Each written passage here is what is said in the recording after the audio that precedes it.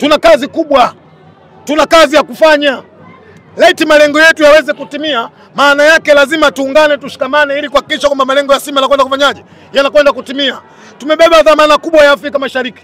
Tumebeba dhamana kubwa ya Jamhuri ya Muungano wa Tanzania. Kikubwa nia na mazumuni mwaka huu kuona tunafanya jambo kubwa katika bara la Afrika, na Afrika Mashariki inasimama, Tanzania inameremeta. Hakika inshallah na imani kwa Mwenyezi Mungu kwa namna ambavyo tulivyojipanga. Kikubwa tusimame katika inshallah, juhudi ziendelee, tutafanya makubwa katika mashindano ya shirikisho barani Afrika. Simba ni timu kubwa. Tunajua sayansi ya mpira namna ambavyo ilivyo. Tunajua kwamba Stella Bocho anatufuatilia vizuri. Lakini moja katika klabu hivi sasa Afrika, ukihesabu kwenye vilabu vinne venye technical bench bora, basi Simba unaweza kupata ya pili au ni ya tatu.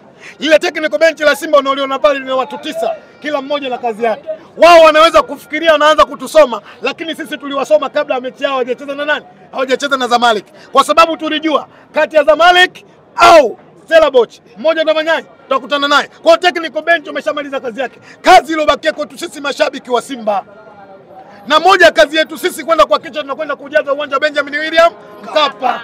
Kile ambacho tulichokionyesha juu ya Al Masry ndio kitu ambacho tunatakiwa kukionyesha juu ya mechi ambayo inafanyaje inayokuja. Mimi nawaambia mashabiki wa Simba, huu ndio ukweli. Sisi mashabiki wa 12, wachezaji wa 12, tukienda kutekeleza majukumu yetu kwa namna wachezaji hawa niliona leo hapa, Simba anakwenda kucheza fainali ya shirikisho barani Afrika. Huwa anasema waandishi kuna muda mwingine nimepewa 10,000 hapa. Unabaya. Niweke mama unaitaka hiyo? Utaipata. Shida ni historia.